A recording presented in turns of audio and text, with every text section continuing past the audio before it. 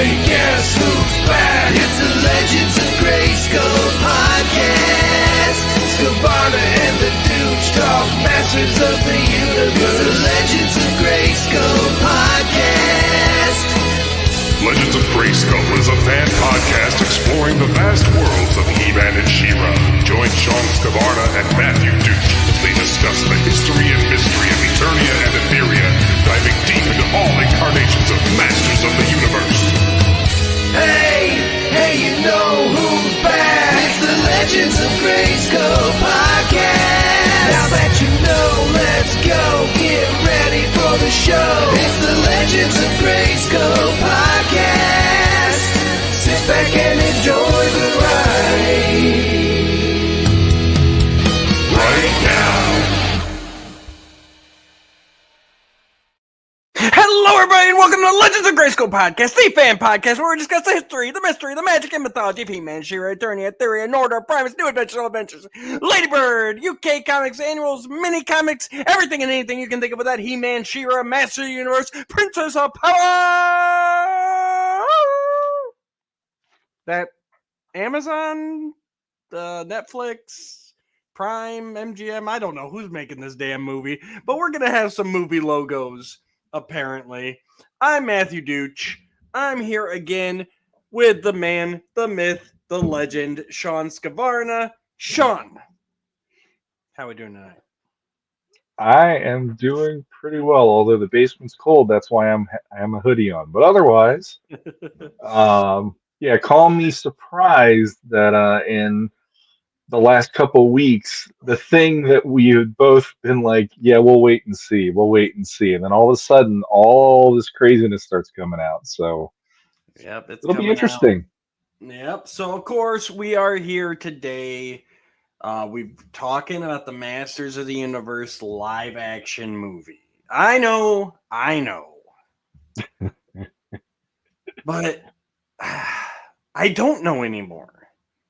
Because I've sat here on how many shows, over 200 episodes we've done together. You know, we're up to 5 years now going, not going to happen. Every time He-Man's been announced. They've casted He-Man. There's a director. There's a producer. There's so-and-so who swears he knows the guy whose cousin is doing the costumes. You know? And baloney.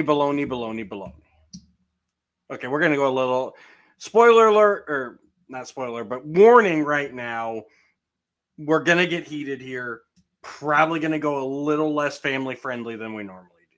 So just want to throw that out there. If you are one who likes to listen with your children, I'm going to try and hold in as much as possible, but there might be a few bombs here or there. But yeah, we've said it time and time again. Not going to happen.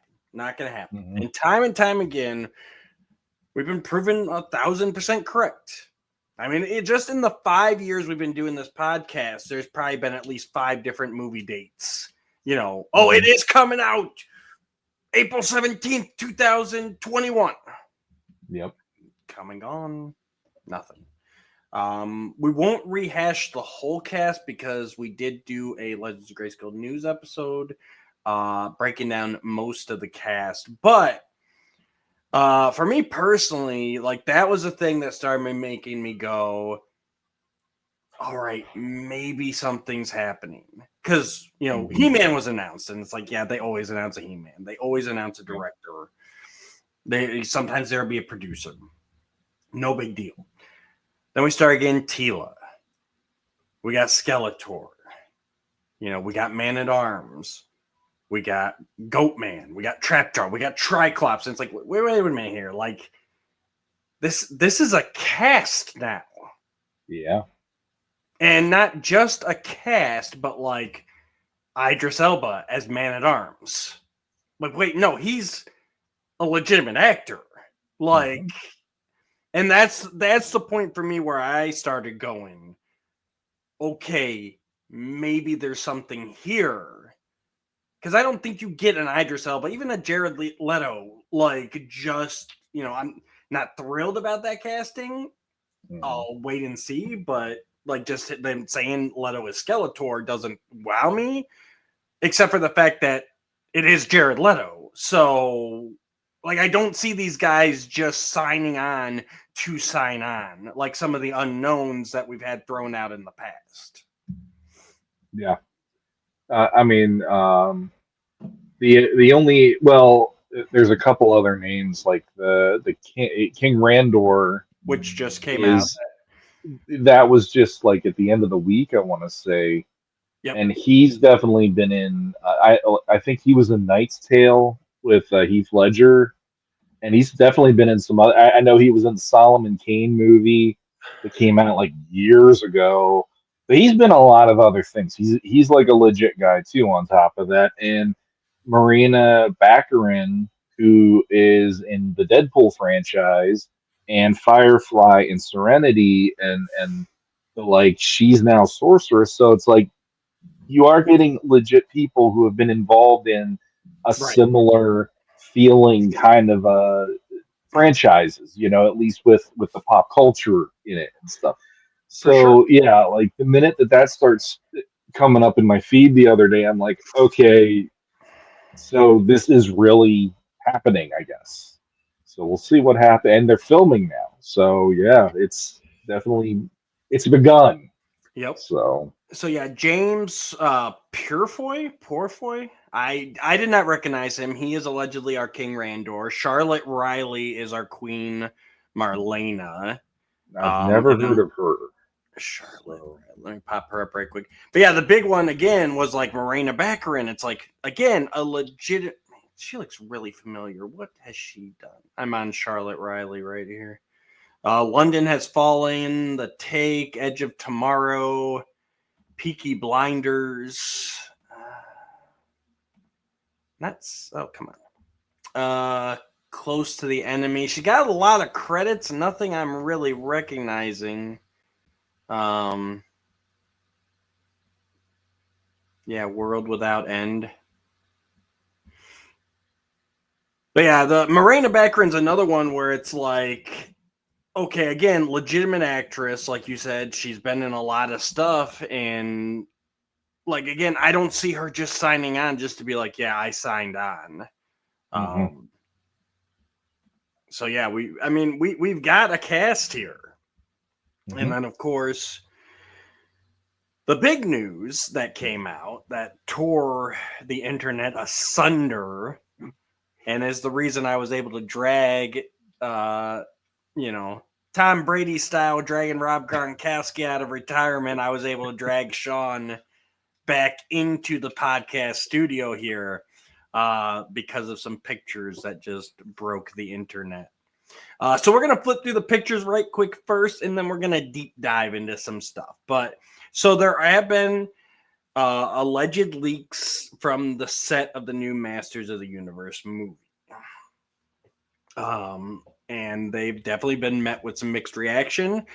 I have put these pictures in the order that I think they're going to happen in the movie. So, okay. Let's go ahead and pull those up here. So first we've got obviously that is Nicholas Galitzine in a very nice, in my opinion, Prince Adam look. And so we'll flip through the pictures once, and then we'll kind of talk about it. So he's showing his nice sword there to the nice police lady. We're thinking that the police lady doesn't take too kindly to a nice sword of power. Calls in her buddy to help restrain a befuddled Adam. Then we've got Adam being led away. The female officer has confiscated the sword of power, as I think any good police officer would at this point. And they're escorting him away. Some cool hip street dude makes a comment as they're walking by. And then we're got Adam being pushed into the back of a police cruiser while we have the police officer is effortlessly carrying the sword of power. And then obviously we have a picture that must be a behind the scenes kind of between takes. Nicholas has like a jacket on, so it looks like they're probably trying to stay warm between takes. And then the last one is just a nice close up of the Sword of Power. So, Shawn. Now, obviously, it did leak that they're going back to one of those old premises for this movie, where I believe it said about Prince Adam is sent to Earth as a young child and loses contact with the Sword of Power.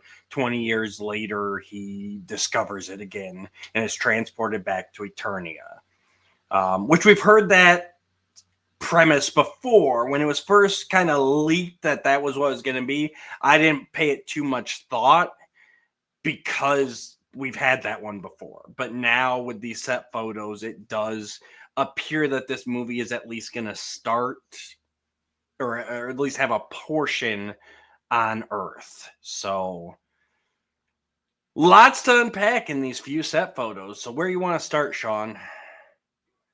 We could start at the beginning. I mean, honestly, let me rephrase that. Let's start with this because the thing that really did impress me so far is the actual design of the sword. Fucking Um, perfect. I Absolutely perfect. I am very, very impressed by this. Like they did do some slight moviefication of it, but it Well, they doesn't made for it. a second not look like this is He-Man's power sword, which I really love compared to the 87 movie, which I remember when I was a kid and I saw that one, I'm like, okay, it is what it is. But in Right. this case, it's like, no, this is legit. This looks the way that most people would want it to feel in live action, I think. I think you hit it there on the head. Live action. They took the power sword design and they made it 3D. They made it Yep. real. You know, and it's instantly recognizable for our audio listeners who are living under rocks and haven't seen these photos. It is very much, even more so to me, it's more filmation even than classic toy. It's got the closed Yeah. cross guards, just the dimensions of it. Like we've talked about this before. That was one of the things in Revelation where like that is a very vintage inspired sword, but the dimensions are all wrong. The blade was too long, in my Yeah. opinion. Yeah. But this one and the dimensions are right. The blade to the hilt ratio, like it. Oh my god, I love it. I want this. I want this. I want this on my wall. They've, Factory Entertainment's released one. There's been some other places that have released like more toy-esque versions, the foam ones. I want this. I want the movie prop replica sword on my wall because this is He-Man's sword to me, made three-dimensional. Yeah. You show that to anybody and they're gonna know it's Yeah. He-Man's sword. That's very true. And for me, not being as heavy into the filmation compared to you, even I'm like, okay, that's respect right there. Like, I still would lean more towards the Alcala mini comics. That's still my favorite version of it. Right. But when I see this one, there is this kind of feeling of you're going home when you see that design. You genuinely feel like they didn't mess with this too far. There is just little tiny details that make it more movie centric. But then, I mean, if you think about it, how many times have we seen just in general costumes in Yep. superhero movies, like Spider-Man's webbing being raised on his outfit, even though he made it at home in the Tobey Maguire movies and things like that.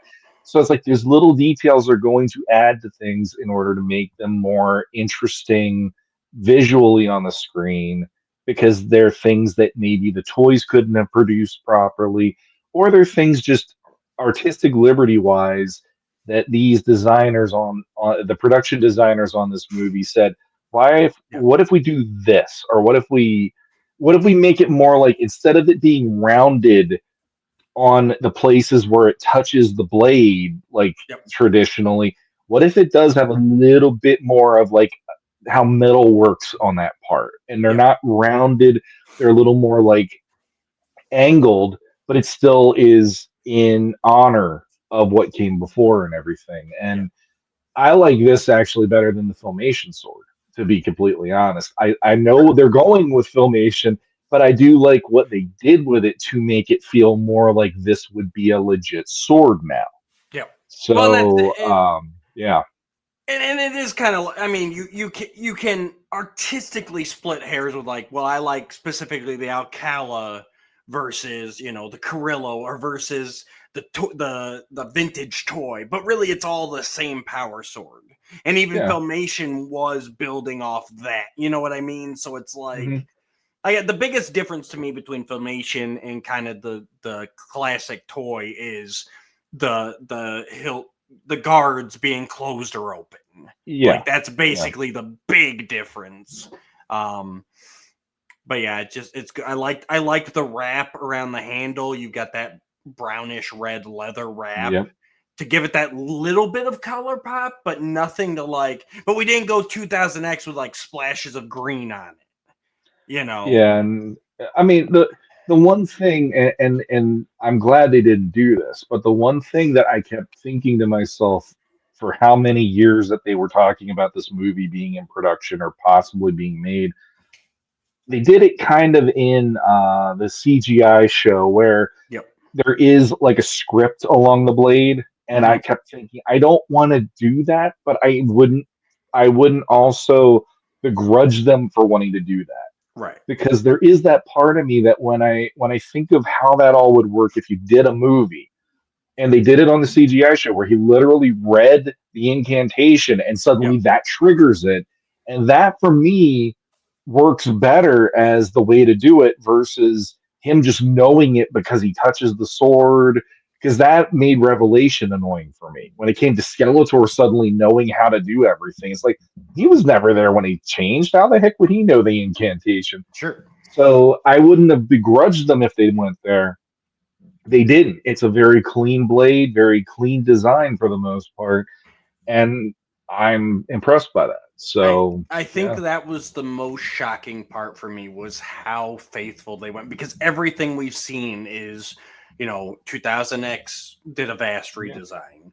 yeah. CGI, went full bore. And I don't mind those swords, but they were so far. Even you look at Revolution, where he started off with a more classic, and then it ended up getting reforged, and they did the same thing in Eternity War, where he started off with a more classic, and then it Mhm. got changed to have their He-Man symbol incorporated into it. So yeah, I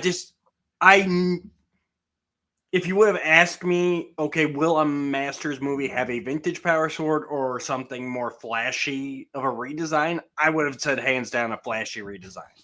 That they would Mhm. have gone with something more unique. And for them to just go, no, like, let's just do the power sword right away, Mhm. that's already making me go, number one, this movie's, I guess, actually happening. I still can't say that with a straight face. And number two, like, they might have actually put some thought into it. Like, it's not, obviously that's another fear, right? Coming up to a movie coming out, like, is it going to be an actual Masters movie, or is it just going to be a cash grab where they're like, just throw some weird creatures and throw some heroes and we'll call it Masters of the Universe, you know? Mhm. Um, and so let's talk about Adam. When I first saw, I think that first picture is probably the best. I mean, obviously the power sword's there, which is a great help. But even just looking at that Adam, the pink shirt, the white undershirt, uh, the blue pants and brown shoes, very 2000X Adam Yeah, reminiscent. yeah. Like, now that's the kind of Easter eggs I want. I don't, because I have a feeling once we get to Eternia, I don't think we're gonna see the purple tights and the pink vest. But for them to do this in what I assume is just the Earth parts dressed like this, where you see this dude and you're like, that's Prince Adam. Mm-hmm. Which is funny because, and Curtis and I even talked about it on the casting episode. Like, we heard the name Nicholas Galitzine. Neither of us knew him. We looked up some pictures of him and some stuff he did. And we're both like, I don't know if that's He-Man. And now you see, he's grown out his hair. He's gone blonde. He's bulked up. And they did show some training photos too of him and the guy who played the Mountain on Game of Thrones. I think her name's Camilla Mendes, who was playing Tila. Of them doing they had a big workout regimen together to bulk up for this movie. And I'm like, he pulled it off. Like I'm loving it. Maybe you'll think differently, but I'm like the style, the choices to put him in this very Adam evoking outfit, and then just his haircut and his look. I'm like, I'm digging this a lot more than I thought I would. I mean, as of right now, looking at the photos, I am definitely more impressed than I was when they cast him, That's what I'm because saying. I think I might have seen one movie with him in it before knowing he was going to be He-Man, because my daughter watched is it called Damsel or something? It was on Yeah, he was Netflix in that that one. Millie Yep, I Bobby never. Brown was in it, and he plays the prince in that. And I remember watching that, and just he just kind of was there. He wasn't a character that really stood out to me. And that's when they said that they cast him, I'm like, I think that's the only thing I've ever seen him do. So that didn't initially get me excitable, because that was like, again, he literally just was there. He didn't make a huge impression other than I think he was in that movie. Right. Um, to see the fact that he has bulked up, and the Real. blonde hair is actually working on him and stuff, I visually I can look at this and go, okay, that's looking more the way that I was hoping that Adam, or because when you look at him there. So here, I just pulled up on screen the picture of this is his regular look. This is what we all Yeah. saw. I think this might be from the Damsel premiere. I think it said on the link that I sent. Like, very thin, dark hair. Like, he's a good-looking guy. But I looked at this. I think everybody looked at this and was like, this isn't a He-Man. This isn't an Adam. Yeah, I mean, he looks like he could be an extra in Twilight to me Right. in this. Very And much. again, me having no point of reference, I mean, both of the people that they've had in the cast listing for He-Man in the last 5 years, I don't really have a point of reference to in a huge amount of ways. I know, what was his name? The other guy that was up for it and then he left. Yeah, he was when it was with Netflix. He was a big Netflix. He was on a few Netflix Yeah, movies. I forget his yeah. name too, but same thing. Like, Um, but like facially, he maybe had a little bit more warmth, in mhm. my opinion, and he's got a little bit more. There's like this European vibe to him that is making it like harder for me to look at him and see charisma. He usually has kind of a blank stare on his face when you catch him not doing something. So it is like that's all we have to go by, and unfortunately, that's the way I'm weighing it. So there is a certain amount of like I'm still very much like a 50-50 on the guy as of right now, until we see like Sure. a teaser or something. But I will say this shot that you have here where he's holding the sword and showing it to the policewoman, every time I look at that one, no matter what I do, I literally every time have to look at that 2 or 3 times, because my brain transposes that to Chris Hemsworth. I Every can say, yeah, time I've looked at that, it which is a looks like plus him. to me. I mean, you're talking to somebody out of anybody acting wise who is out there right now that I could point to and just cast. He would have been probably the top for me, because he has the charm, he has the look, and he also has this this. I mean, like him as Thor, especially if you watch. Just recently, my kids and I were going through all the Avengers catalog on Disney, and just watching him in Infinity War and stuff, and you're like, this is how like He-Man showing up in the middle of the battle and just the rainbow, the Bifrost and just the sort of power coming out and just wrecking people, and then there's He-Man. And it's like I've always had that in my head ever since seeing Thor. And it's like maybe he can pull this off and maybe he's got all those things.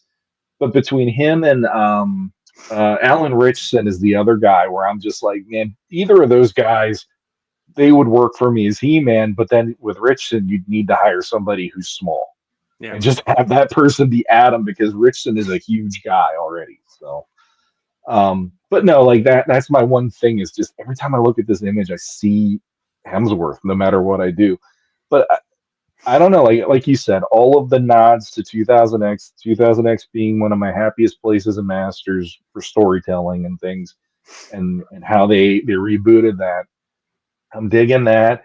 And the funny thing is, this is one of those times where you look at this and you're like, it fits because it's not that weird of a thing for a guy to be wearing a button down pink shirt nowadays compared to Yeah. back in the 80s. Everybody was like, why would he be wearing that and all that stuff? And now it's just like, it is what it is. He's comfortable wearing pink. It's not that big of a problem anymore.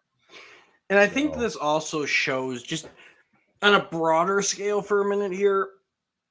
Like, I think I can picture exactly how this scene is going to go in the movie. Adam, for whatever reason, like this is probably the moment where he finds the sword of power, right?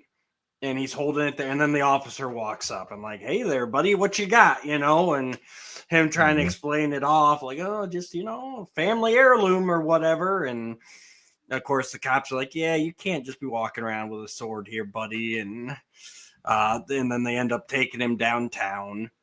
And I just and just from looking at these pictures, you've got them talking there, you've got them holding, but they're not like,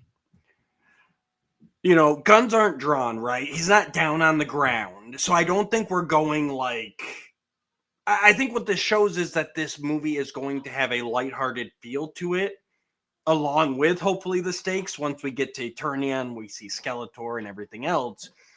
Mm-hmm. But I kind of like that these are showing that there's probably going to be a little bit of a lightheartedness about it because I've said before, like I think Masters needs that. We don't need to go like super dark. I think that we can have this funny interaction here as Adam's trying to explain why he's walking around with a freaking sword, Mm-hmm.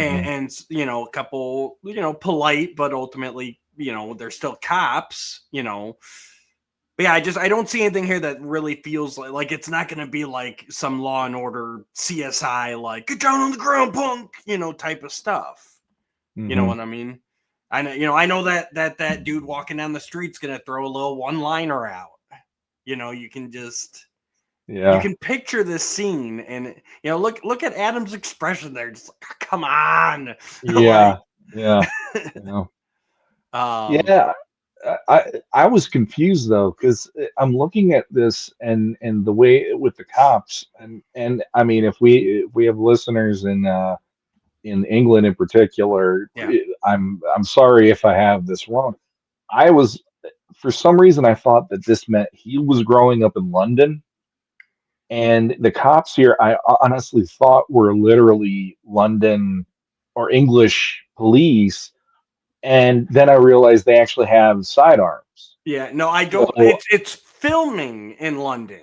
yeah, But and I so don't for think some it's reason gonna I thought it would be be in London too, because London does have a certain feel to it that right. does lend itself to if you're filming there, you might as well say it's happening there. Like compared to you want to have it in the Midwest or something. I mean that would be.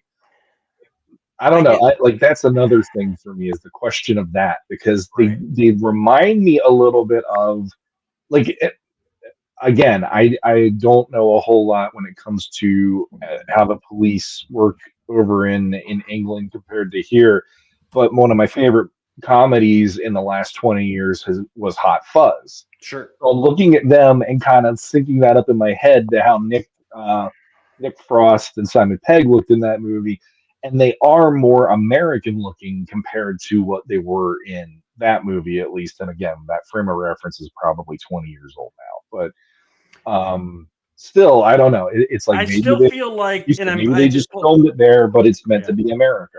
I think because their vests look more American to me. Like you said, I'm pretty sure they have sidearms. Yeah, they do. Like the Hot Fuzz and all that. Like, and even looking up London police uniform right now, they've still got the kind of bobby hats Yeah, as yeah, part of it. The vests aren't. They don't. I don't see badges, yeah. on any of them. And okay, so getting into the bigger story, right? I think it's got to be that he lands in America because I'm gonna throw it out there right now. I'm gonna do some vintage Legends of Grayskull Matt story forecasting. So we already know that the premise is that Adam is sent to Earth. He's separated from the power sword, and after 20 years, he reconnects with it and he travels back to Eternia. I think Marlena takes him to Earth. Hmm. And of course, we know traditionally Marlena is a American astronaut. So Yep. that's the main reason why I think that this has to take place. Like, Marlena wouldn't take him to Earth and then, go to London.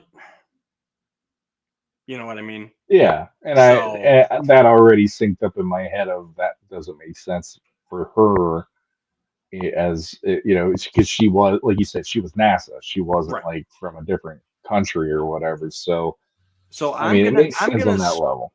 I'm gonna speculate, and a lot of this is kind of riffing off of the CGI series, where we know, and that really the CGI series has softened the blow for me.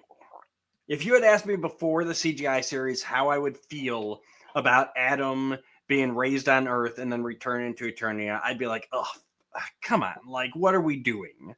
But then we watched the CGI series, which you and I both loved. And that Absolutely. has him. Now, granted, that keeps him on Eternia, but it has him growing up as an orphan away from the royal family and then Yep. reconnecting when he was older and when he's got the power of He-Man.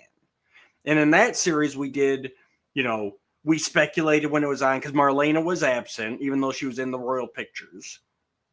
And then through the art of book, we found out that that Marlena had gone back to Earth in the continuity, and Adam would have traveled there to find her if they had been able to keep going. So I think they're going to kind of simplify that. And so at a young age, probably out of fear, out of danger, I will love this movie if the reason Marlena takes Adam to Earth is because Adora gets kidnapped and she loses Adora. If they just drop a line, they don't even have to say Adora, She-Ra, because of rights issues, whatever. They just drop a line like, you had a sister, she was kidnapped by dark forces, and so I took you away and kept you safe. I will just for them to set it up potentially down the road would make me a happy camper. But that's my guess is, Adora gets kidnapped.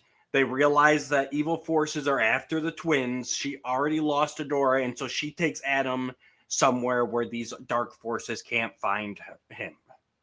But when they get back, they lose the Sword of Power, and then 20 years later, Destiny comes a call, and the sorceress contacts whatever. Skeletor has risen. Eternia needs Adam. And he's got to get the power sword and get his butt back to Eternia to fight. Yeah, I mean, honestly, that's where my head went for the most part with this storyline. And I guess, there is a certain amount of anytime that you do a story that most people know, there always has to be some way to try to make it new or try to make it something where you're not expecting it. So, but what I love in the last week is this confirmed what everybody wanted not to happen all along, which is the Earth idea. Because for me, being me about the way I am about Masters, I don't even want to hear the word Earth being used in Masters for the fact that I think Eternia is such a rich environment that if you just made the reference up to Marlena being from Earth, which that's still it's whatever to me at this point too, even though I know Filmation and even the comics brought that up. But it's like, I still wish it was focused on Eternia, but this also now makes me go, okay, so we're like, are they doing it where he grew up here? Are they doing it where he already grew up for a certain extent in Eternia, was sent here, like you said, for like protection or to keep him Well, away from dark forces, and was raised half in Eternia, half here, because see, I that is don't one of those. I don't think it's going to be that much because I can't remember the exact quote for the tagline, but I remember 20 years. He's separated from the Power Sword 20 years later. So that means he spends 20 years on Earth. Now, maybe you could say here he might be 25. Mhm. So if he was raised on Eternia, they're either going to go Superman, where he comes to Earth as a baby, Mhm. and he's basically 21 here, or maybe he was 4 or 5, you know what I mean, like it's not maybe enough so that maybe he has memories or dreams, but nothing like more like, hey mom, you remember that fantasy world I used to dream of when I was a kid? And then on his 20th birthday, Marlon's like, yeah, that wasn't a dream, Adam. Mhm. It happened. Yeah, the thing about it for me, it's like it kind of goes two ways. One of which is, like I said, it is special with the idea of Eternia, and it is special to me in the idea of just let's make it about the world he's trying to protect and keep it simple without having Earth involved in it and all that kind of stuff. There's a ton of people, well, we already dealt with that once. Why do we got to go through it again here? Going to another Chris Hemsworth reference, I mean, Thor already dealt with that fish out of water story for Thor, although that premise that you're talking about doesn't apply here if he's 20 years later still on Earth and all that stuff, like you said. I guess for me, just real quick, not to derail you, but like even the obviously everyone's up in arms about those that hated the '87 movie. I love the '87 movie. I do too. So. Very special place in my heart. That said, I don't want to see the '87 movie again. No. But also, what we're seeing here isn't the '87 movie. And that's true. It's not Warriors from Eternia gets transported to Earth and everything happens on Earth.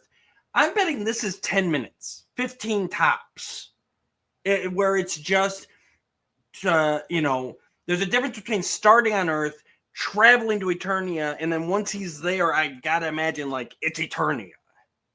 Like we're in the world, we're full bore, Mm-hmm. It's more Harry Potter than anything. Like, Yeah. Harry thinks he's a normal boy. He gets the owl, then he enters the magical world, and now we're in the magical world. Yeah.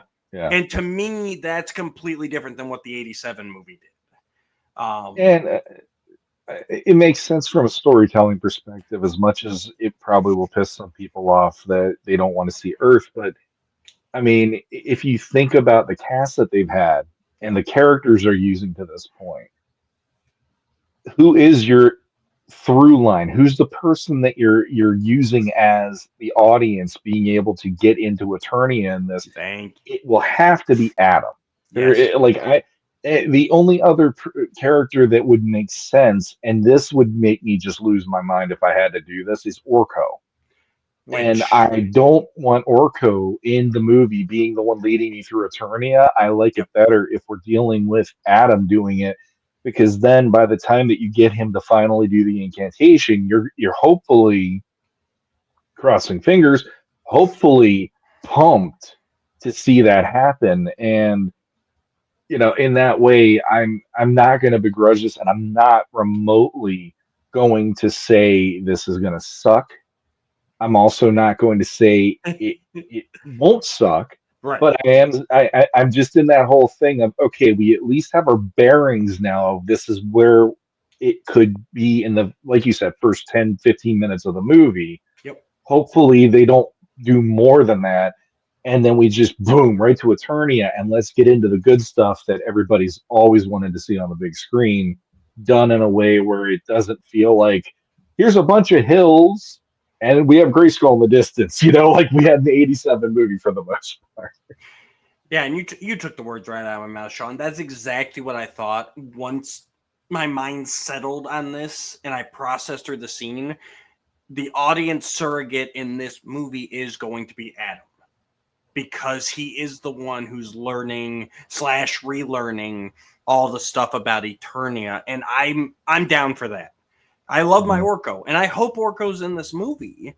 But yeah, that's on, a lot of people dislike the Filmation cartoon in hindsight because of that, because Orko is that, at that time, child surrogate. Well, we don't need the child surrogate necessarily, but we need somebody to be the guy like, why is that like this? Why is this dude floating? Why are and for that to be Adam, like, it only makes sense with this kind of thing, Yeah. or, the other thing, go ahead. And then I was just going to say, I remember it. He comes through and, I kind of like the idea of maybe he is a few years old, just have these little glimmers of, like I said, dreams / memories.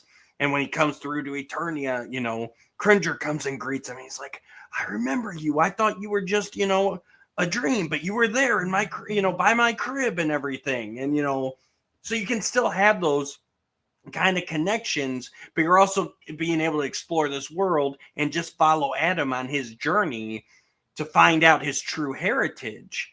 It also explains why a grown Prince of Eternia needs, a bodyguard in the form of Tila, and, Man at Arms being the mentor, like, holds so much more weight for where we're at in the story, whereas Filmation and all that, like, Man at Arms had already he'd mentored already, and he was still that mentor, but this puts at a point where, it makes the King's like, Duncan, you have to keep an eye on him. You have to help him, like, because he was raised on Earth, and, we've got to get him up to fighting shape.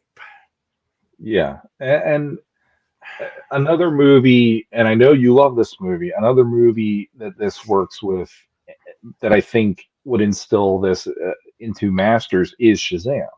Yes. And we talked about that Sure. on the show, and we've also talked about it just privately. Like, you have a situation where the place where they're not supposed to be out of water is where they're out of water.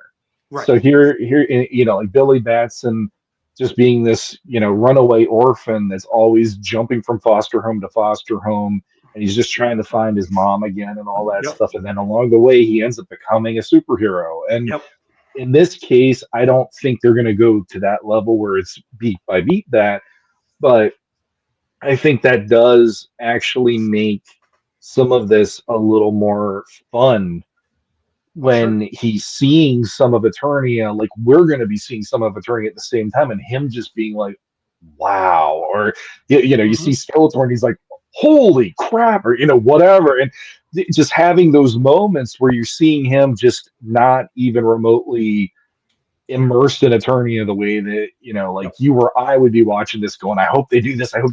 And then all of a sudden you just throw him into the mix, or even go into another really Smallville kind of a way, because like on Smallville, Tom Welling always said he never read into the Superman mythos because he wanted to play it as Clark first and foremost, because that was his role. So that is an interesting way of handling this. And again, I agree. Like, I don't mind if Orko's in the movie. My issue would have been if he's your point person the entire time, I'd much rather spend my time with the main character being the point person, which even though they're on Earth, it's like at least they're giving you that time with Adam, because one of the things that for me matters with this movie, and the way it was done really well, in my opinion, in another movie analog we're going to go with, is Captain America for me. You had the sick and 4F Yep. Steve at the beginning of the movie, and you saw him being so underweight, and you saw all the lists of things of why the army kept on saying he's 4F and they're not going to accept them. Mm-hmm. But at the end of the day, you see that guy as the heart of that huge super soldier by the end of that movie. You never once not think of that little guy is still in there, because that's the heart of that character. So there is something to say, maybe they're doing it for that reason too. And I actually have no problem with that, because it made Captain America's character a richer character than I would have ever expected them to do it. So in this case, hopefully there's a little bit of that as well. Yeah, exactly. And he's able to enjoy. I think that's the angle we're gonna see. Because you're used to Adam being a little more lackadaisical, a little bit more, lazy in some canons. But like, I think here it's gonna be more just to kind of like, the awe and the wonder. So he appears as kind of, whereas Tila has been raised to be the captain of the Royal Guard, the soldier, we've got to fight Skeletor and, rabble. Excuse me. And then he comes in and he's like, dude, you got giant tigers. Like, that is awesome.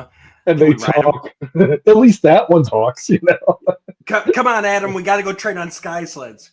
Sky sleds? And you cut to him zooming out. Whoa! Yeah, exactly. Just like we would. Mm-hmm. Like, he is going to be our audience surrogate. We're going to experience the joy of that. And then, like you said, then when shit hits the fan and gets real, we're going to experience that too, where you take, he's like, this, I'm a prince. This is, I have a tiger. I've got a sky sled. I've got a man at arms. And then Skeletor appears. Maybe he captures the king. I just met my father. And now he's prisoner in Snake Mountain. Well, what are you going to do, Adam?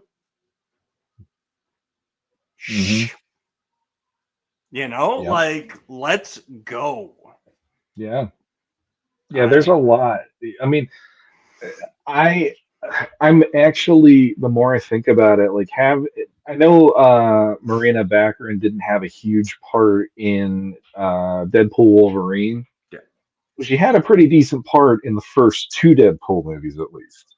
Correct. And the way I'm looking at that is, I kind of want to see what they do with her, because there's a part of me that's really hoping they kind of dig a little bit into the mythology with her, and helping set him up to realize what this means to him to do the incantation and all that kind of stuff. Because 2000X was the closest we ever got, and I hated the way that they just spit it all exposition dump like crazy with her doing that. And it was like, I remember watching those episodes, and we've even talked about it on here, where I was like, yeah, I would be like, crazy bird lady, I'm going back to my birthday party. I'm out. I'm good. This woman's crazy. And I would have just walked away, because she did it in such a cold and just like, this is what we have to do, because this is what you're supposed to be. And there's no warming up to the idea. There's no, hey, by the way, you might want to think. No, it was literally, you're He-Man. You got to do this. And him just being like, I'm 16. I'm out. Like, I'm not supposed to be this guy, So in that way, I'm really hoping that there is something that goes, okay, he's maybe had telepathic dreams of her setting him up towards this, but he didn't understand what it meant. Then when he sees her for the first time, there's that part of me that's like, I kind of want him to look at her and go, it's you, the whole, like, she's been doing this, just like with Adora and stuff. You got Marlena telling him stories, maybe, or these bits of dream memories that he's experiencing at night. The sorceress starts reaching out to him because it's getting bad, and she knows he's getting of the age where he can, become He-Man, wield the... I mean, just imagine, like, it starts off with him just having these dream sequences, and then he goes to this place that this bird lady in a dream tells him and he finds this sword. He gets arrested. And then this officer walks up. He's like, all right, officer, this bird lady came to me in a dream. She told me to come here and I'd find this sword, right? Like, I know it sounds crazy. Yeah, okay, sir. Yeah, let me just go ahead, give me that sword for a minute here, and let me call my partner over here. And, like, that's the scene. Yeah. And I'm down for it. I am down for it. I'm actually a lot more excited than I ever wanted it to be honest with you. Like, I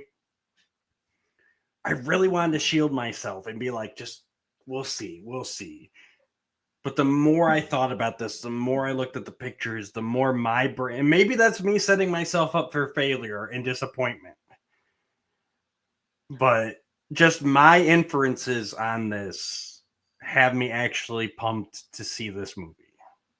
The other option is if the movie doesn't go well, we can point people to this episode and say, well, we kind of thought of a better version of this. We should have done this without even getting paid for it. But here we because that's the thing. Like I'm almost like in my head, I'm 2000Xing this in my head where I'm like, okay, say for instance, and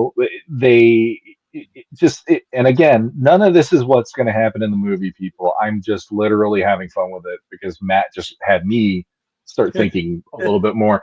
It's like, say for instance, yes, the twins were born. Yep. Adora is taken, and they make a mention to that, but that's as far as we get. And I like the and they capture Keldor if they're going to go with Keldor, or if they just go with Skeletor. Either way works for me in this version. And you have the king and queen looking at the situation, and they managed to do the Mystic Wall and put Skeletor and all the other people who tried the coup against the royals in the dark half of Eternia, the dark side of Eternia, and have them doing the Superman talk of we have to put him somewhere where he's safe because now we know they'll come and get him and they know where to find him next. They put him on Earth. And the reason Marlena, my love, there's no place that we can protect him. The dark forces will come for him. They know there's no place. But Randor, I know one place. Yep. And then there's some Earth thing that all of a sudden you're like, oh, I know what they did there. And then the thing to me that sets it off, and again, this is me spitballing and just having fun with it, is like in 2000X, they break down the Mystic Wall. Yep. And that is the moment where Sorceress is like, we're boned if we don't do this now. Damned if we do. The kid is already in his 20s. He should be able to rise to the challenge now. And then you take him over to Eternia, and granted, he will have to train with Tila helping, Man at Arms helping, and then the Sorceress helping. But in that way, it's like, as much as it is that whole, oh God, don't do 87 again, I don't think they're going to do that in this one. I just really, truly believe that we're in an age where they can go, we're going to do this legit. Right. And the other thing, too, I will say is Travis Knight, who's directing this, was also the director of Bumblebee. And he actually let the Transformers, even though it was only a part of the movie, he let them be on Cybertron. He let them feel like the Transformers. He made them feel like when I was a kid going, if they made this movie live action, how could they do it? He showed you how in the first 15 minutes of that movie. And it's like, as long as those 15 minutes of Transformers is the next hour and a half of Masters of the Universe on Eternia, I'm going to be like, okay, I will sit through 15 minutes of him being on Earth. That means I get another hour and a half of him being on Eternia kicking ass. That will be fine. I tell you what, I finally just this past, I think it was around the fall time. Yeah, as it was starting to get colder outside, I finally sat down on one of my days off and I watched Bumblebee and Rise of the Beasts. And I hadn't watched any. I think I watched the one. I know I watched the first two. And I might have watched the third one. I haven't watched Babe Transformers in years. I have not seen all of them.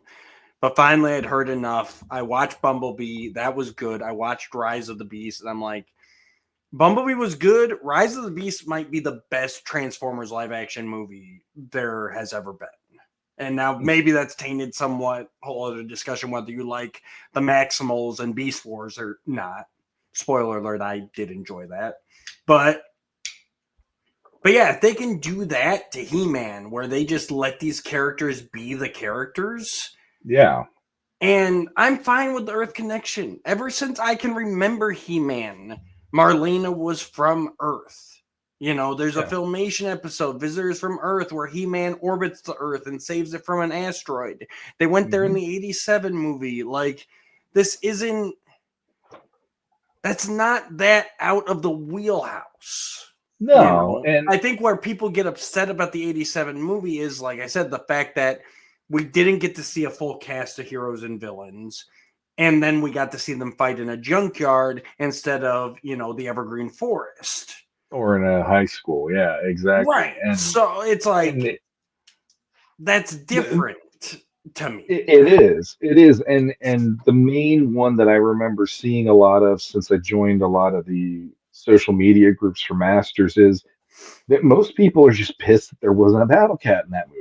Right. And I as a kid, even I sat there and I was like, what, 87? I was 9 years old, 8 to 9 years old when that movie came out. I was 8 that summer going on 9. And I remember thinking, watching it in the theater going, I don't see how they could have even pulled that off for so many reasons. And I didn't get mad about that because on a logistics level, how are you going to do that other than hiring Jim Henson to come up with a puppet version of Battle Cat for him to ride around on? Mm-hmm. And it didn't make sense feasibly in that movie. The script didn't make sense to even have Battle Cat in that movie, unfortunately. Whereas, like I said, if you put it on Eternia, you're going to be able to do a lot of those things. And CGI now, I mean, it's more than capable of doing Battle Cat. I mean, they're going to have How to Train Your Dragon coming out this summer, live action. And so the release date for this film is like June 6th of 2026.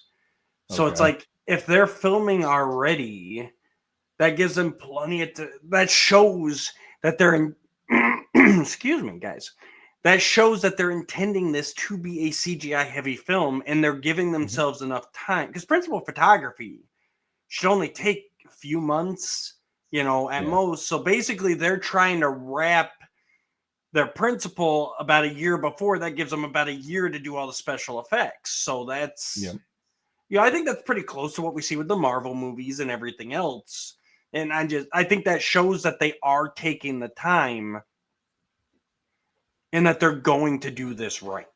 They're giving themselves the time. That was the other thing. Whenever we got a date, it was always like 8 months from now. And we only have a He-Man. And it's like, if they do, how are they going to cast everybody else, shoot it, and do the CGI in 8 months? That's just not possible. So here's a question for you. That we've seen plenty of movies now where they've been able to do, I mean, Avengers, for instance, with Hulk or Thanos and things like that. What do you think the chances are of them doing a CGI to make him be a bigger He-Man than he already looks in those photos?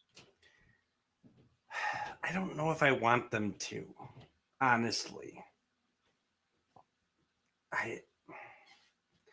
Granted, we don't know what the He-Man's costume is going to look like. Yeah. Is he going to be bare-chested? Is it going to be more Eternity War? Is it going to be more CGI? Or are they doing all the Prince Adam on Earth stuff now so then he can do another round of bulk up? And he actually gets a bit bigger. You know what I mean? We haven't seen him with his shirt off. No, every picture they've shown, he's had a shirt on, and most of his arms have been covered in that gym one. It's like you could see the forearm coming out of the big bulky shirt he had on, but that was it. I would rather they kind of go that route and maybe the wardrobe when he's Adam kind of slims him down, and then maybe once he rips that shirt off, he's more Hugh Jackman and Deadpool and Wolverine, where you're like, oh, hi there. And I'm 100% straight, and I go, hi there.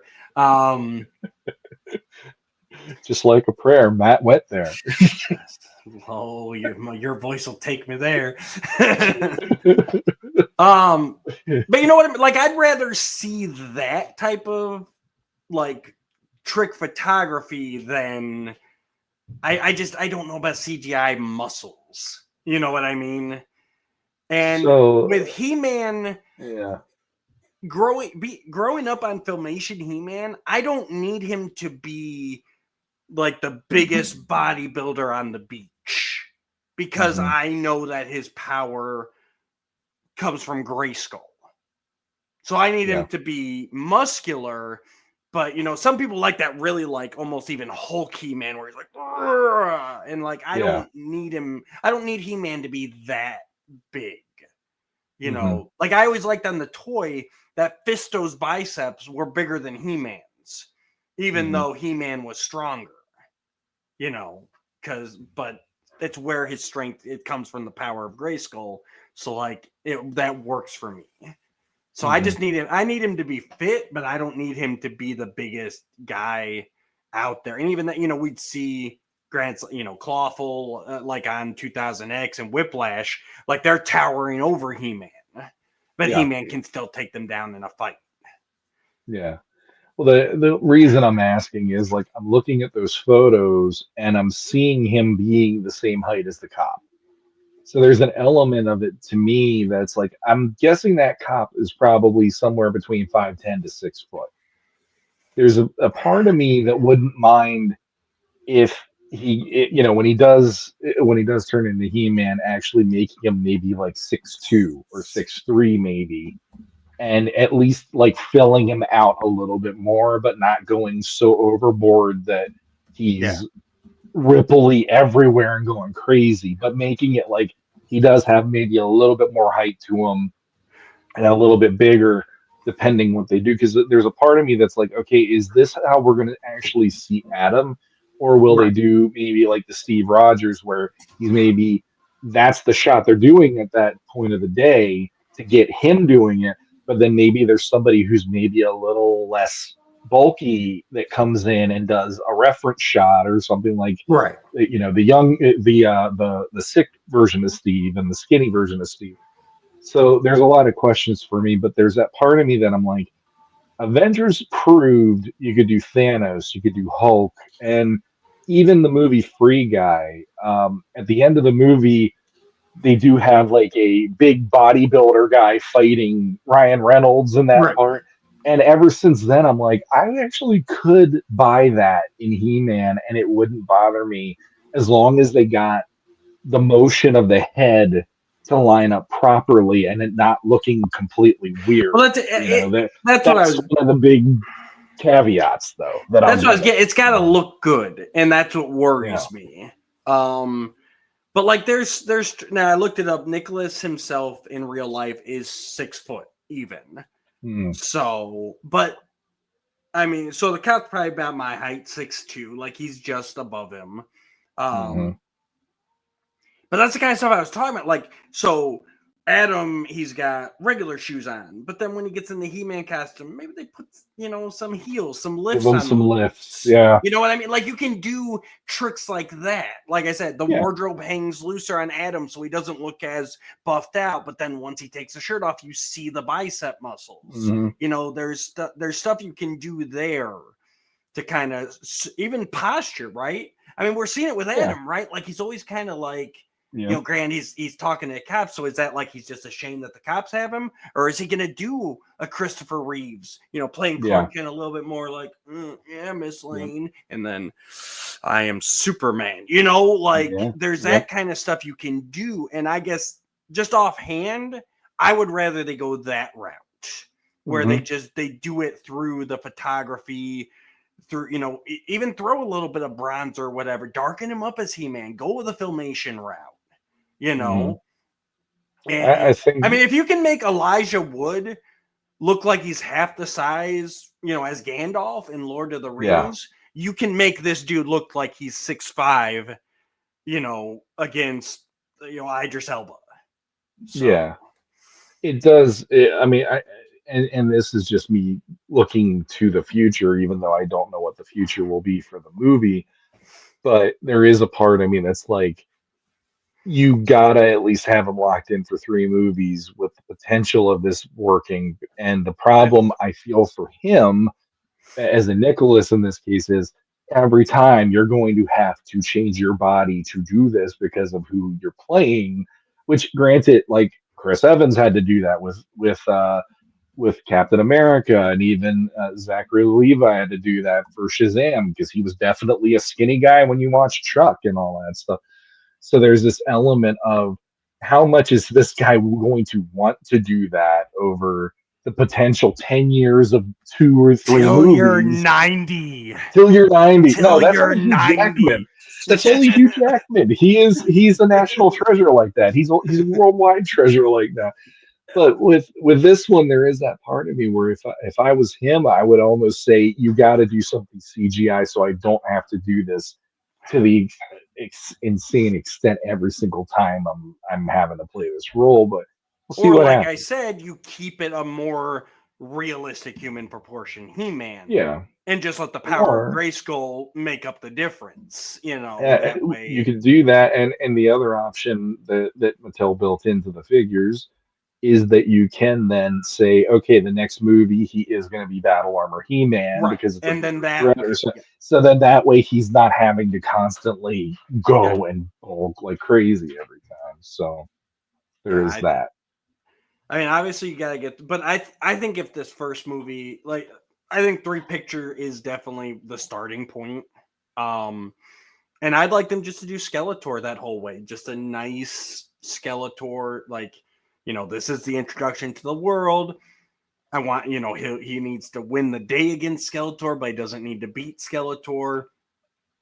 Go Empire in the second movie and have Skeletor have more of a victory there, because by that point you already know you're going to make a third movie, and then the third movie is like I don't really want to finally, but like definitively defeat Skeletor, and then if everything's still gold from there, like fourth movie onward is where I would start thinking about maybe looking to Etheria or She-Ra or the Horde. You know what I mean? Like Mhm. drop little bits and pieces along the way where all that's left open as a possibility. But yeah, I would say for me personally, fourth movie on is when you would want to kind of refresh the brand and go in those other directions. Yeah. I mean, for me, I'm just like, please don't get the Snake Man involved in this anytime soon because Right. I know they are there and I know there are fans of them.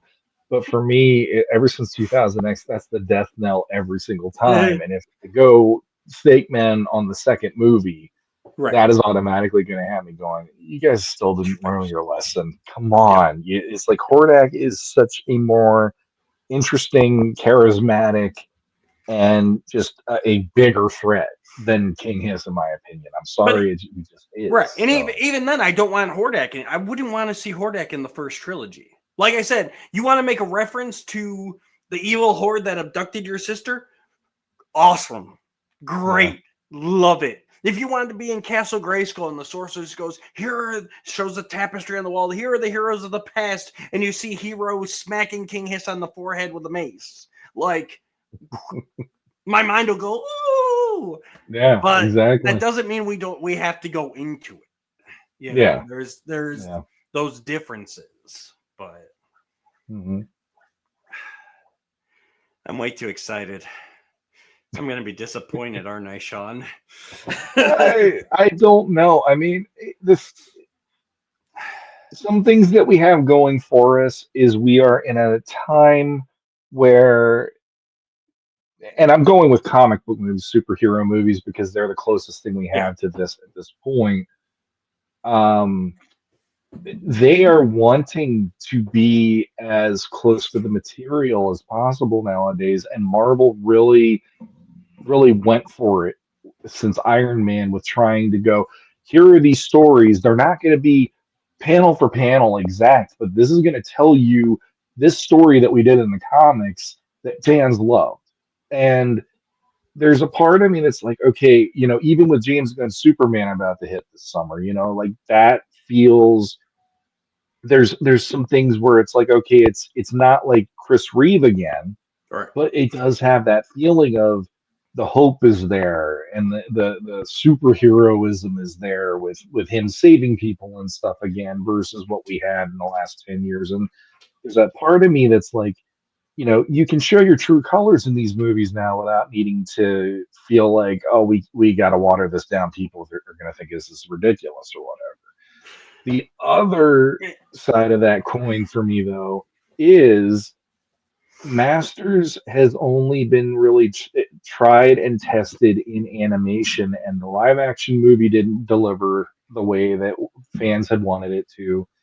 And so it does make me curious what they're going to do with this, because this is really one where it's kind of like you could do this and you could do it really well and make fans really happy, or you could try to mute it and not have it feel as genuine as we would want it to feel. And I kind of hope that they don't go that direction. Travis Knight in that first part of the Bumblebee movie showed he actually wants to do things like that.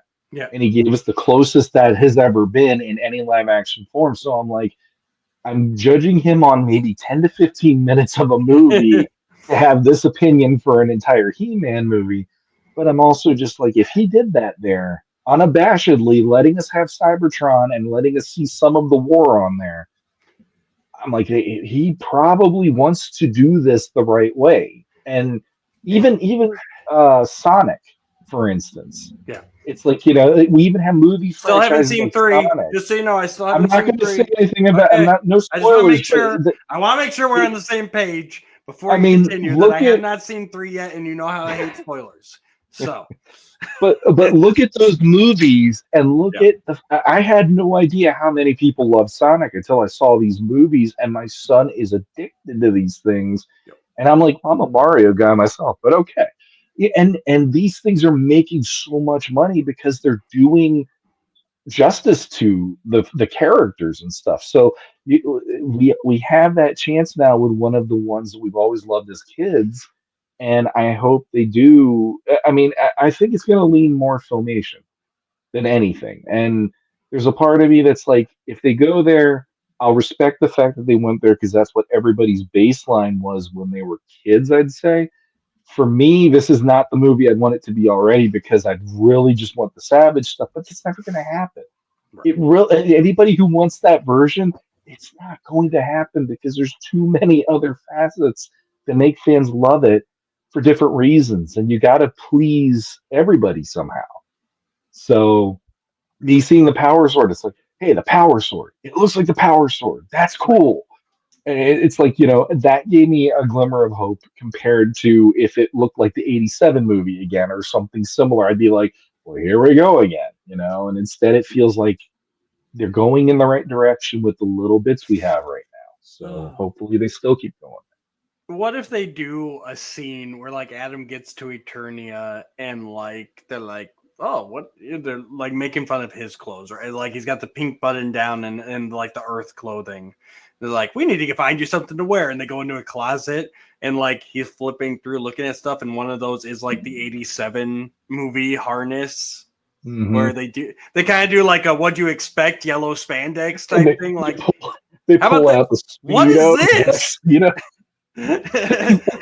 then you listen to it like, you guys get down really kinky in this place. How about this one, Adam? No, let's not go there. What was that? There was the movie that did that. I can't remember what it was. I know they did it in X-Men and they did the what do you expect? Yellow spandex. But there was some other movie where they did that and they actually showed the thing that we grew up watching, and they're like, nah, or whatever, and they just kept going, and I cannot remember what. I know in the Clash of the Titans remake, they showed the little the robot the owl, and leave that there. Yeah, that kind of thing. Yeah, like I could go for some chuckles like that. Like I'm okay with that. I mean, the thing is, it's going to go there. I think it's going to be one of those movies. It will have comedy to it, but not to the point where every scene will be laughable, but it's going to end up having some comedy, because Masters has been the kind of thing where there is some moments where you are genuinely laughing because of an Orko mistake, or even like, I mean, hell, when I got back into He-Man and I got those VHSs and I watched the Daymar the Demon episode, I Just about still the to this day, anybody want to buy a used Bolo? Come on. dude. I was just about to say, what if they're like walking through the Eternia marketplace and there's a stand where a guy's like, bolos, use bolos, half at Yeah. price. Like if they could go like those kind of deep cuts, like, Yeah. all Yeah. right, let's go. Yeah. And And I honestly, wouldn't begrudge them. at the end of the day, that's all I want. I just want to be able to sit down, have some laughs, have some action, see a battle cat, see Snake Mountain. Like, I just want to have fun. Like, if they can just deliver a popcorn flick that keeps me entertained, some chuckles, some gas, some cool special effects. By the power of Grayskull, I have the power exploding all over my face from the big screen. Like, that's all I need. I don't need much. I mean, for me, I would be thrilled if the story does have some deep dive time, though. Like, Yeah. that is something that matters to me, I think, in this for more than anything, because it's a rich enough story that if they even would allude to, say, and granted, he's a newer creation, but if they alluded to just King Grayskull for a second, Right. or they allude to something where there is that when you build in a history to anything, it genuinely makes it feel more real in these Right. movies, and it fleshes it out. So I'm hoping that they're willing to do something like that. And I mean, for the most part, the cast has surprised me. I'm of the mentality right now where I'm like, Jared Leto was not who I'd like to see as Skeletor. Mm-mm. So that one is very much like if he's the one stumbling point, because I'm willing to give Nicholas the benefit of the doubt until I see Yeah. something of him acting in this movie and showing me what his Adam is like or what his He-Man is like. It's like Leto, depending what they do with him, he might not even visually be in the movie. If he's Skeletor 24/7, and it's just motion capture skull on his face like they did with, I mean, Hugo Weaving, you wouldn't have known that was Hugo Weaving and Cap. Right. And then you had to read the credits for that. So if they can do something like that, where I'm not looking at Jared Leto and I'm looking at Skeletor, Which I think I'm okay with that. I think it's got to be right. Like, I love I hope Langella's so. performance, and I Hmm. love the look of Frank in the '87 movie. But there's no way you do that nowadays. You go full bore. You go full CGI on that skull Hmm. face, like, Hmm. and you give it the expressions, right? You do the like you're able to do that kind of stuff. So Yeah. Yeah. I here's mean, my big question for you. mhm. And I already Yes. think I know the answer. Will the secret identity be a part of this?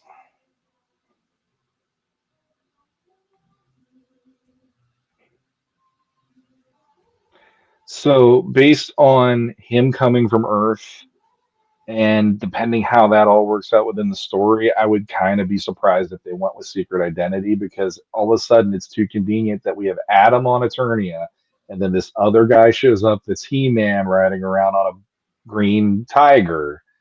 I think they're gonna maybe wipe the slate clean on that one for this one.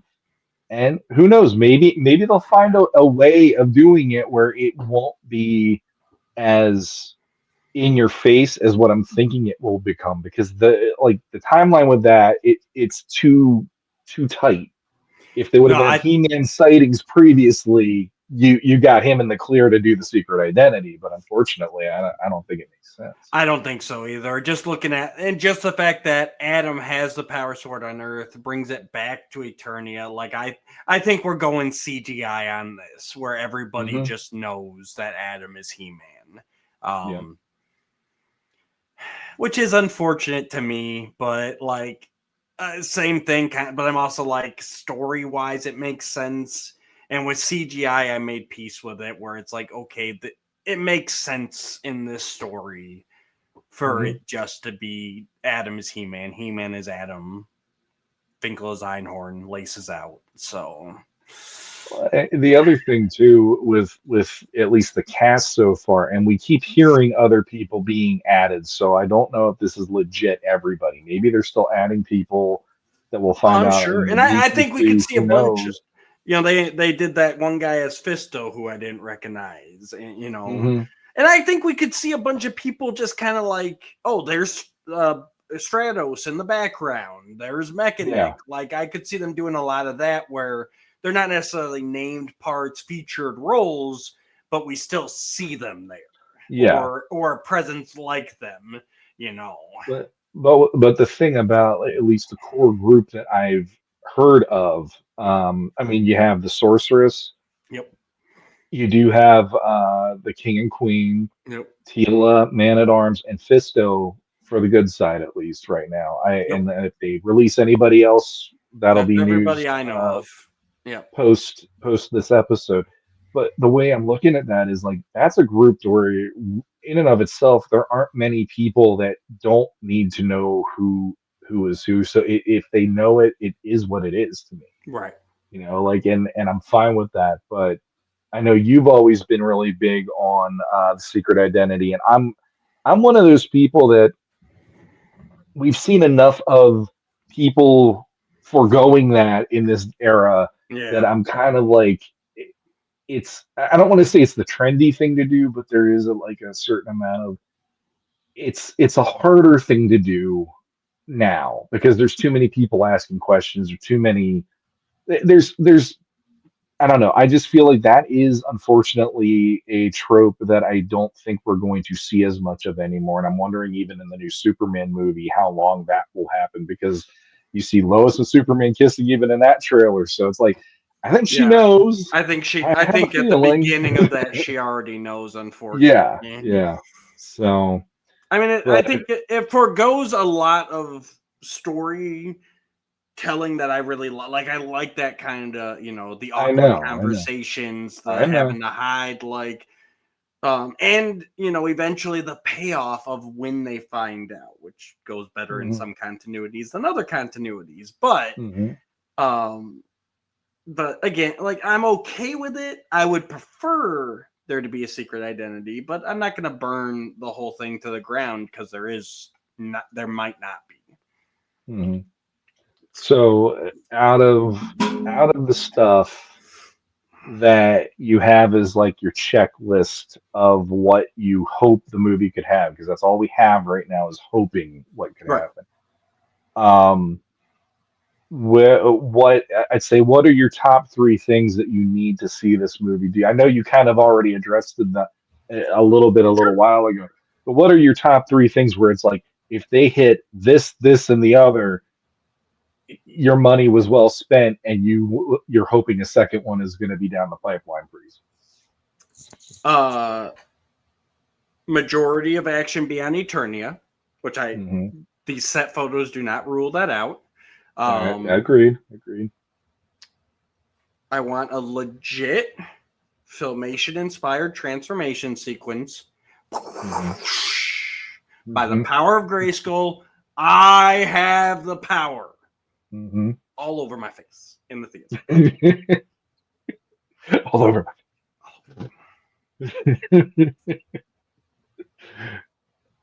And I want Orko. And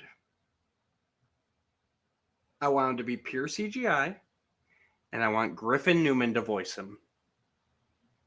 I think he's the only person alive that even remotely should be voicing him until he dies. Simple as that. Exactly.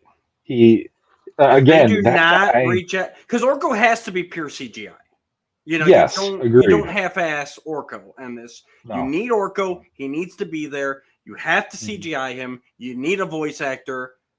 You have the beautiful person that is Griffin Newman.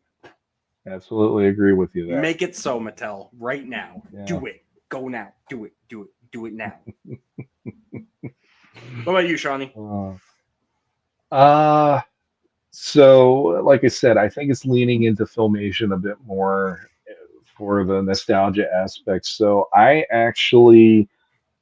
would be amazed if we had some kind of a song, a theme song that doesn't incorporate something of the 80s theme song somewhere.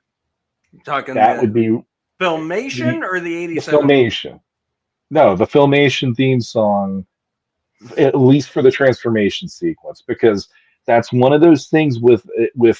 uh, Bumblebee. He actually went there in that movie, and he put in the touch from the Transformers the movie, Yep. and there's definitely that vibe. So I'm like, okay, if you legit have some nod to the theme song, because that is something else that's going to matter to fans, because that to them is like the John Williams score for Superman for a lot of people. It's like that is synonymous with He-Man for the most part. I love what Bear McCreary, I love what he did, Right. but I do feel that's its own thing. Yep. And for this one, I think there needs to be a nod to that somewhere, especially in a transformation sequence. Just real quick I interjecting on that. I think it was the 2016 the Power Rangers movie, the movie that they They did made, it in there.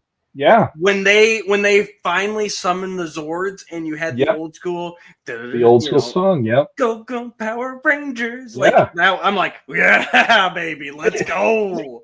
That's how it should be. And the thing Yep. is, that is one of those theme songs that, it's so, I wouldn't say it's a simple song, but it's one of those songs that it so represents that. And it so represents the idea of you're about to do something amazing when it comes on, like Mhm. that was always the cue that you could, if you didn't care what Adam was doing, you knew that song was going to pull you in because now you got to see He-Man get to work on something, and that works for me.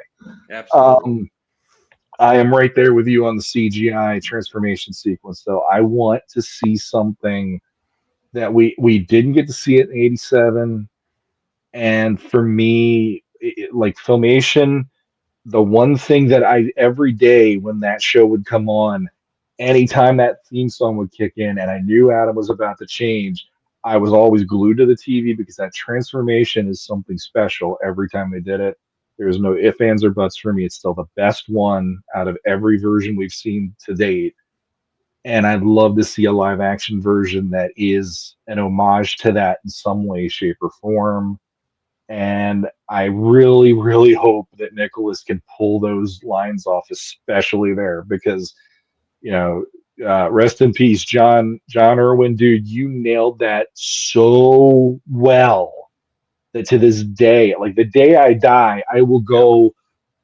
My spirit will leave my body, and I will still hear that in Yep. eternity because it was so ingrained in my DNA. Thousand And then percent. the other thing, I guess, is I'm excited to see a legit live action Battle Cat. And I want him to be something that when you see him on the screen, you hopefully are looking at the screen and you go, holy crap, that's Battle Cat. And you never for 1 second don't believe that that is Battle Cat on the big screen going into battle with He Man. And he better be a part of the transformation. Yeah. Like Yeah. you can't just have, oh, that's a Battle Cat and he's always Battle Mhm. Cat, but I'm He-Man. No, you two need to bump It up needs to together. be the way it Right. always has been, or else it just doesn't feel right. I agree with you completely on that. So, yeah, 1000%. Mm. we did pretty well without going off the deep end on bad language in this episode. I think we actually made each other both more excited about this I did pretty than well. we were skeptical, which is funny. That's the biggest part that worries me now, Shawnee. I am so worried because I am now looking forward to June of 26, and I was really trying not to. So I will be cautiously optimistic because number one, no matter what we see from the set photos, the first time I'm ever going to actually give this like a hopeful or not hopeful will be that trailer, the yeah, teaser, because for me, like the Superman one recently, I was literally ugly crying because I couldn't believe that James Gunn was doing something that felt like my Superman again, which was great. And that theme song on the freaking electric guitar, holy God. And even like just recently, last week, in the Thunderbolts trailer hit, and that was the movie where I didn't really care because I'm at the point with Marvel where I'm like, you guys are kind of not doing stuff that really grabs me anymore. And I then didn't that even watch the trailer, trailer. they used "Nothing's Gonna Stop Us Now" by Starship in it, which is not a song I would have connected to any other movie than Mannequin from 1987. Great And I'm movie. watching this trailer going, they got me to want to spend money on this movie now because it just looks fun. And I miss when Marvel wanted to have fun. I Yeah. miss that they were taking these characters, that this ragtag group, and making them into something that I legitimately want to spend money to watch, because it's like Bucky and Yelena are the two that I'd be like, yeah. But even them, it's like, to me, they're second tier because they were always sidekicks to, Sure. Black Widow and Cap. But that trailer solidified it for me. So if we get a really, really cool teaser that actually shows some of Eternia, some of maybe a glimpse of him being He-Man and stuff, I think that will be where I'm like, I really am excited for this, and oh my god, this could be something that we didn't expect it to be, and all that. So we shall Yeah. see. We shall see. Or they'll complete it all and shelve it and take a tax write-off credit. That's Warner Brothers more than Oh, anything. okay. We should be good. They were in the running to do it for years ago, Dude, if I everybody. remember right. I think it is. Everybody was, It's been everybody. Everybody has yeah. been having it at one point. That's why I literally couldn't remember for the intro. Mhm. Yeah, Who's got Amazon it? MGM or Yeah, whatever it I is. think that's what it is. So, Yeah. yeah, I'm looking forward to it. Sean's looking forward to it. Let us know in the comments below. Tell us how silly we are for actually looking forward to this. Sean, I'm spent. Where can they find you? Anything you want to promote? I'm just laying low, honestly. Like you said, you grabbed me out of retirement as the Wayne Brady, the Yep. whatever, the Brady Wayne Bunch. Wayne Brady and the Brady Bunch Starship. When he said that to me on the phone the other day, he's like, "I need you to be Tom Brady and come out of retirement." I go, "That's sports ball, right?" Yep, all the No, I'm sports. literally I am pretty much laying low. Occasionally I show up on the Frenzy with Skelevator and we just talk shop there. But I'm sure as this movie gets closer to release and as we find out more things, I'm going to be back with Matt and we will be talking shop more, because this is definitely a fun wheelhouse to play in right now. I don't know. I think that's the biggest thing I want. After seeing all of this just off these few pictures, and just the fact that I've seen these pictures without even trying to, I may have to stay off of Facebook until June of 26. Like, Well, and that's why I've said to you in the past, of like, you are on a podcast, but you don't want to talk about stuff that can spoil what you're about to see because you hate spoilers. But it's like, it's kind of what people want to hear about, though. I mean, it's gonna be tough if these rock set me hard photos place. if these set photos are gonna release this easily, like. So I don't I know. will say one other thing though. That what was the name of the girl who's playing Tila? Camila Mendes. Camilla Mendes. Um, I'm curious how she's going to look if they go legit Tila with her or not, because all I can say is the new Lois Lane, the Rachel Brosnahan Lois Lane, is actually almost replaced Scarlett Johansson in how much that I like to look at things right now. And then I'm like, but she's going to be wearing Tila stuff. That's a whole different level than Lois Lane. So there's a part of me that's just like, oh dear God, this is going to like wreck my head probably when I see this. But we'll see. We'll I wonder if see. they make her jump in front of the camera like Flammation used to. This is where we get into the I hope they. NSFW I hope stuff. they do this with. I hope they do that with Idris Elba instead. Oh yeah. All right, guys. Thanks for tuning in. Please do drop us comments down below. Let us know what you're excited, not excited about. Do you hate that people can pick up the sword of power? Whatever you need to get off your chest. drop in the comments below. Give us a like, share, subscribe. We appreciate it. And also make sure you're checking out our regular episodes. I know this week we took a little break, but we are doing the L.O.G on MYP, where myself and Curtis Ackerman are breaking down the 2002 Mike Young Productions cartoon series. And Shawn jumps in on that every once in a while too.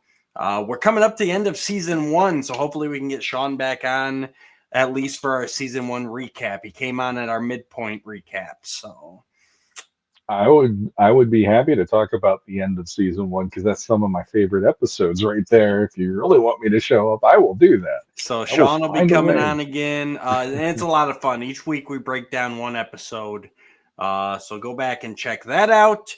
And until next time, get those popcorn buckets ready.